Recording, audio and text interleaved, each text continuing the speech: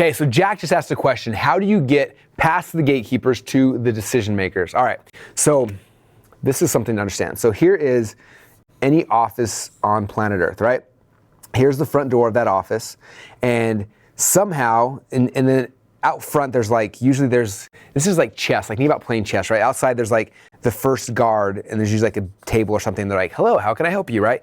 And then somebody get past that guard. Then there's like all the other people here, right?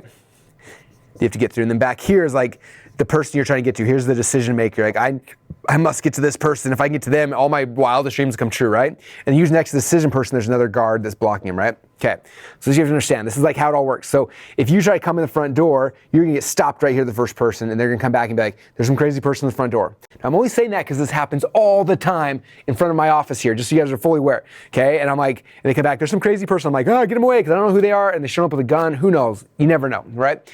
And so you don't wanna be that crazy person. So this is the strategy you have to think through, okay? This person's decision maker that you're trying to get to. But the problem is that they're making so many decisions, they don't make the initial set of decisions.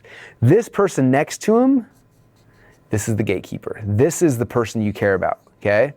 Now, this person could be an assistant, it could be a spouse, it could be a lot of things. One of the number one mistakes I see people happen all the time, my wife and I are flying.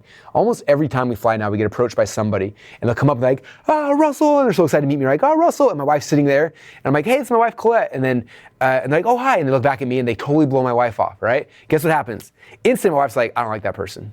And then I see my wife, I'll even see her all the time. She'll be like, she'll ask a specific question, like, someone will say something, and she'll like, and she'll say something to that person, and then that person will like blow her off or ignore her or whatever.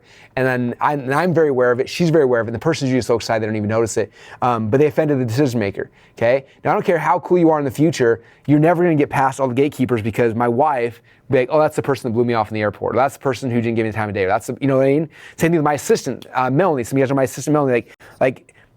All my decisions would go through her initially, right? And if she's been treated good, like there's people that treat her really good, that know her, and then they get through the gatekeeper. So like, I'd be looking at like, how do I do Dream 100 to the decision maker? How do I appeal to this person? Because this is the person that actually matters, because if it doesn't get past that person, it'll never get to you as a whole.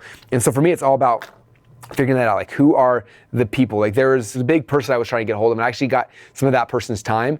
And so I sent the spouse of that person a gift, and the person called me the next day like in tears and was like, no one in my 20 years in business has ever thanked my wife for my time. And the fact that you did that, now we'll be friends and partners for life. And we've done tons of deals together because of that, right? Because I was very aware of like the person supporting the decision maker. Other times I'm like, I need to get the decision maker. I'm like, hey, who's the person supporting the decision maker? How can I make their life better? What can I send them? Can I send them gifts? Can I contact them? How do I build a relationship with them when I'm at an event? And don't try to bombard this person who's already got a million people talking to him and like going crazy and like, and I just know from my personal standpoint, every time I go to an event, I get 50,000 people ask me questions. I'm so like overwhelmed at what's even happening. The smart ones walk over to my assistant or walk to one of my partners, and they talk to them, and that person then comes back to me later like, oh, did you meet so-and-so? This person's awesome. And that's like how you get around, is by befriending the gatekeeper. So it's not how do I get past the gatekeeper, how do you build a relationship with the gatekeeper, because they are the gatekeeper. So there's the big secret for those who are wondering. Thank you so much for watching. Every single week we publish new secrets just like this, so make sure you subscribe so you don't miss any of them, and I will see you on the next video.